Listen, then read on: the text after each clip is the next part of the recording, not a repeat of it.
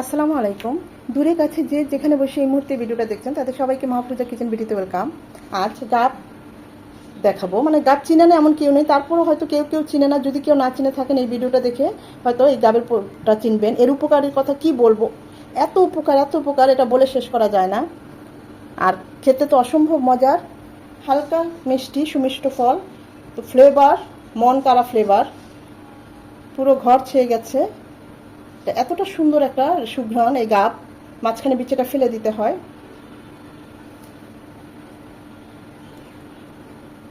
আজকে আমি প্রথম জীবনে ছোটবেলায় গাব যে খেয়েছি সেই পরিচিতিটার জন্যই এই ভিডিওটা করা। তো চলুন দেখে নেওয়া যাক আমার এই গাবের পরিচিতি। অনেকগুলো রেল লিলি ফুটেছে, খুবই ভালো লাগলো। গন্ধরাজ ফুল ফুটেছে একটা, আর অনেকগুলো কলিও আছে। হাসনাহানা ফুল ফুটেছে, রাতে কি যে সুন্দর সুবাস। এইমাত্র গন্ধরাজ ফুলটা একটু আগে কেটে নিয়েছি, তাই আপনাদের গাছে দেখাতে পারলাম না। কত বড় একটা ফুল ফুটেছে। এগুলো হচ্ছে বিলাতি গাব, হালকা মিষ্টি হয়। এই সিজনে এই বিলাতি গাবগুলো পাওয়া যায়। এগুলোর গাছ বিশাল বড় বড় গাছ হয়। আমি তখনও ছোট, স্কুলে সহ তো পড়ি না, মনে পড়ছে না। তা আমার মেজু খালার বাসায় বেড়াতে গিয়েছি, সেখানে প্রথম আর কি যখন এই গাবটা আমি চিনি, সেখানে আমার খালু তাদের বাসার বিশাল বড় একটা গাব গাছ ছিল। তো একজনকে ডেকে বললো এই গাবগুলো পেরে নিয়ে আসো। তা আমি ভাবলাম এগুলো কি না কি, এগুলো এভাবে কাটতে হয়, এভাবে ভালো করে ছিলে নিতে হয়। একদম পাকা গাব, গাছ পাকা বিলাতি গাব। তো খালু পেরে নিয়ে আসলেন, খালাম্মা এভাবে আমাকে কেটে দিল। তখন প্রথম আর কি আমি এই গাবটা খাই। প্রায় যখনই এই গাবটার প্রতি বছর কিনি, যখনই খাই খালুর কথা মনে পড়ে। এত খুশি হয়েছে আমাকে দেখে, কি আনবে কি খাওয়াবে মানে দিশা নাই। তারপর খালাম্মা কেটে দিল, খেলাম, অসম্ভব ভালো লাগলো।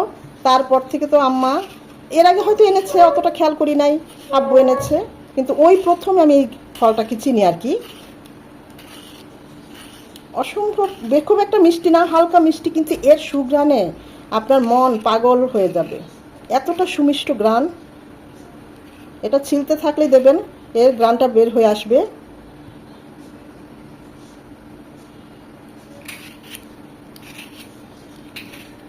ঢাকায় তো এর গাছ দেখাই যায় না। আমার মেজো খালার বাসা নারায়ণগঞ্জ, উনি নেই, খালু নেই, কাজিনরা আছে।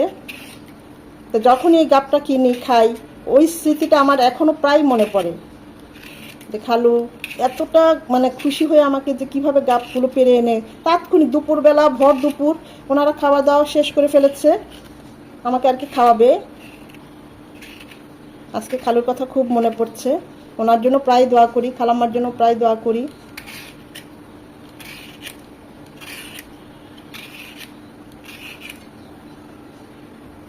আমি কিন্তু গাবগুলো ভালোভাবে পানিতে প্রথমে ধুয়ে নিয়েছি, এটা অবশ্যই ধুয়ে নেবেন, খোসাটা একটু ভারী টাইপের।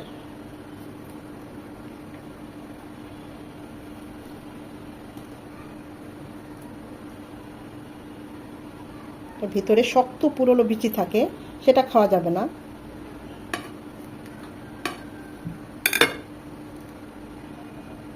এই বিচিগুলো কিন্তু খাওয়া যায় না, এটা ফেলে দিতে হবে, অনেক শক্ত। এই যে বাকি যে অংশটা, এটা খুবই সফট এবং সুমিষ্ট, এটাই হচ্ছে গাব। বিলাতি গাব বলে কিন্তু বিলাত থেকে এসেছে তা কিন্তু না, এই বিলাতি চারাও না, কিন্তু কেন নাম হয়েছে আমি সঠিক জানি না।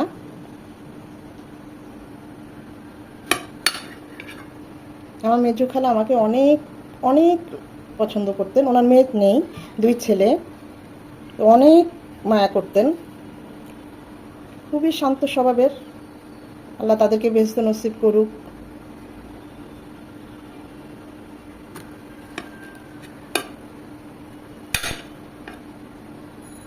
বিচিগুলো বেশ পুরো এবং শক্ত, এগুলো ফেলে দিতে হবে।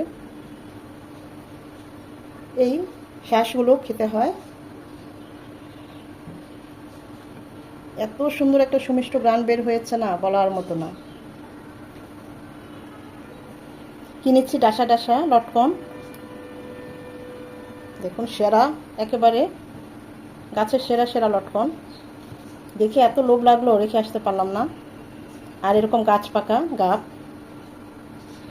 তো ভাবলাম আমার ছোটোবেলার প্রথম গাব খাওয়ার স্মৃতিটা আপনাদের সাথে শেয়ার করি। আমার খালু খালাম্মাকে যেন আল্লাহ জান্নাতবাসী করে। অমায়িক লোক, অনেক মনের দিক থেকে তারা অনেক ভালো, আল্লাহ তাদেরকে ভেস্তে নসিব করুক। আশা করি আজকের এই ভিডিওটা আপনাদের ভালো লেগেছে। যদি ভালো লেগে থাকে অবশ্যই একটা লাইক দিবেন। সময় নিয়ে যারা এতক্ষণ এই ভিডিওটা দেখেছেন তাদের সবাইকে আন্তরিক ধন্যবাদ।